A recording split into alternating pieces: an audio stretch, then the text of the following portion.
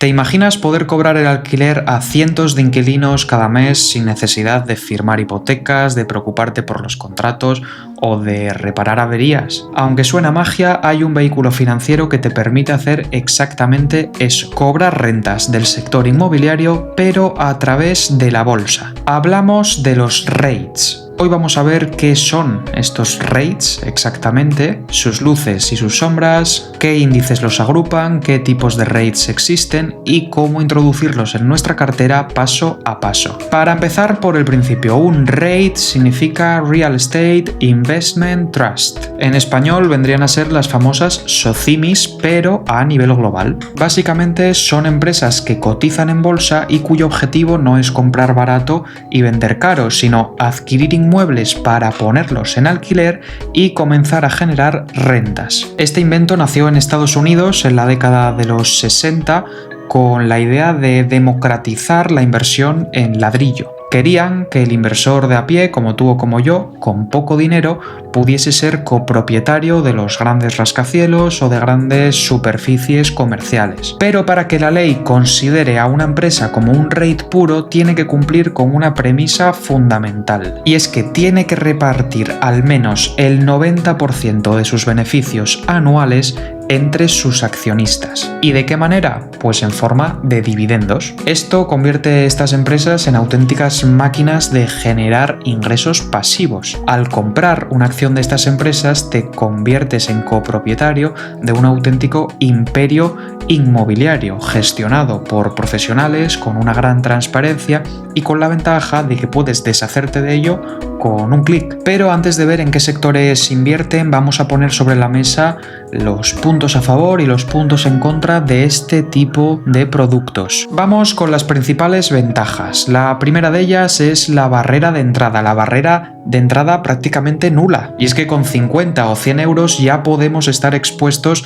al mercado inmobiliario global. Intentad con esas cifras comprar un piso. Punto número 2, la liquidez. La liquidez total e inmediata. Como digo, con un solo clic podemos desprendernos de esas acciones, salir y recuperar nuestro dinero. Esto es una gran ventaja también comparado con lo que es el proceso de vender un piso físico, que se puede alargar durante varios meses. La tercera ventaja es la estabilidad. Gracias a esa norma de que el 90% de los beneficios tiene que repartirse en forma de dividendos, nosotros manejamos en todo momento las cifras y es muy predecible el dinero que vamos a recibir. Y por último tenemos esa ventaja de la protección contra la inflación, ya que la mayoría de los contratos de alquiler de estas empresas por sus inmuebles ya tienen en cuenta el ajuste anual que se debe hacer a causa de la inflación y del encarecimiento de los precios. ¿Y cuáles son los riesgos? Bueno, pues por un lado los tipos de interés. Cuando los tipos de interés suben, los REITs, que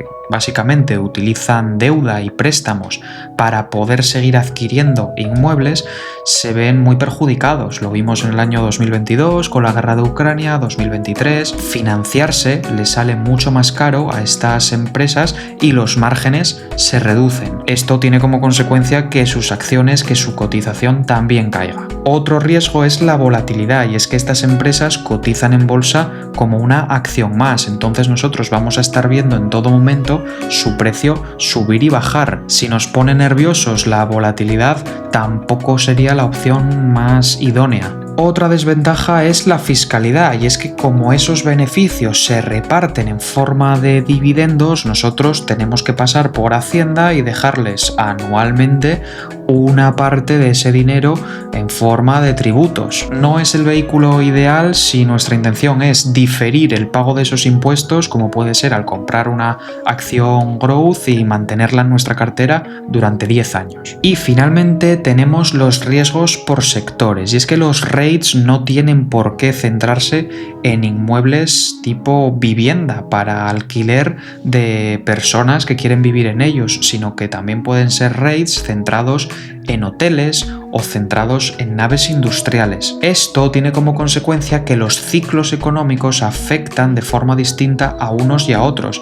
Se me ocurre el ejemplo de la pandemia que hundió los REITs centrados en hoteles y en restauración, mientras que por el contrario otro tipo de crisis cíclicas en las economías pueden hundir los REITs logísticos y relacionados con la industria. Y esto es algo que tenemos que tener muy presente, porque el inmobiliario no solo son ladrillos y hormigón para que vivan personas. Dentro de estos equity REITs tenemos un abanico enorme de opciones. Por un lado tenemos el sector residencial con complejos enormes de viviendas, de apartamentos para el alquiler. Aquí destaca la empresa Equity Residential. Tenemos el sector de la logística con las naves industriales, con los centros de e-commerce. Aquí destaca Rexford Industrial. Tenemos por otro lado toda la industria del retail, del consumo, de las ventas, los locales comerciales, los supermercados. La opción popular aquí es National Retail Properties. Más allá tendríamos los centros de datos, naves gigantes muy refrigeradas donde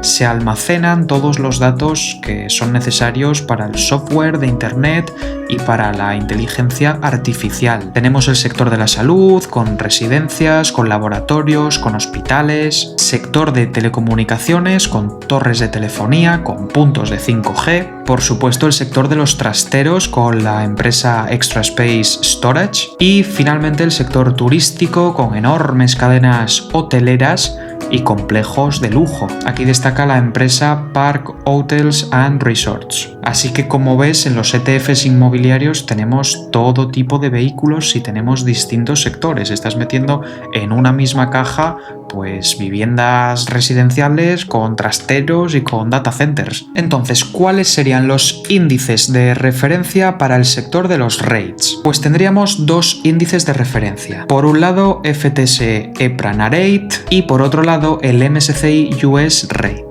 El primero es un índice global y el segundo es un índice estadounidense. Por lo tanto, ¿cuál sería nuestra forma de tener exposición a estas empresas y a estos mercados? Bueno, pues en primer lugar seleccionando acciones concretas de estas empresas que yo os he comentado antes, hacer un estudio de esas empresas, hacer un estudio de a qué se dedican, de cuál es su balance, de cuál es su estado financiero, ver qué se ajusta más a nuestros intereses y a nuestros gustos y decidir invertir directamente, comprar acciones de esa empresa. Si crees que tiene más futuro el inmobiliario en el sector de los data centers, bueno, pues compras una empresa especializada en este sector. Si crees que por el contrario van a ser los hospitales, que va a ser la salud, bueno, pues compras la empresa especialista en salud. Te expones al riesgo que supone estar concentrado en una sola empresa. Y por otro lado tendríamos los ETFs de REITs, que a mi juicio serían la mejor opción para la mayoría de los inversores. Es la forma más aburrida, pero como siempre es la forma más segura, más diversificada, agrupando siempre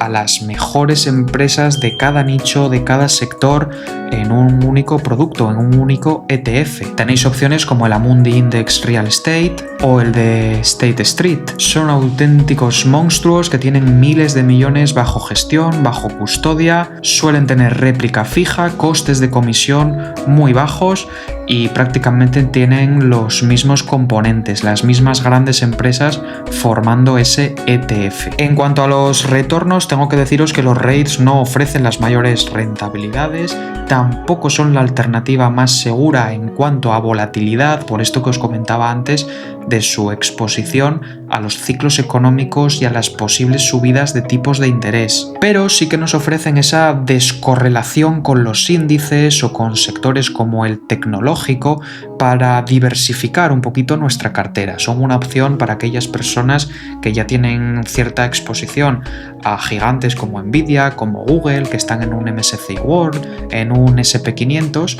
y que deciden pues apostar por el ladrillo para darle un poquito de empaque a su cartera, para tener unos ingresos pasivos en forma de estos dividendos que ofrecen los REITs. Es una opción más. Como siempre digo, aquí no hay opciones buenas, no hay opciones malas, hay opciones distintas según los perfiles, según los objetivos que tenga cada inversor. Eso ya os lo dejo, por supuesto, a vuestro trabajo, son deberes que os mando. Tenéis que estudiar estas empresas, analizarlas antes de tomar vuestras decisiones, pero ¿por qué no? Pueden tener cabida perfectamente en una cartera de un inversor. Si te gustan, si los entiendes, son una inversión magnífica. ¿Y vosotros qué opináis? ¿Os gusta esta forma de exponerse al mundo de los inmuebles, al ladrillo, a través de la bolsa?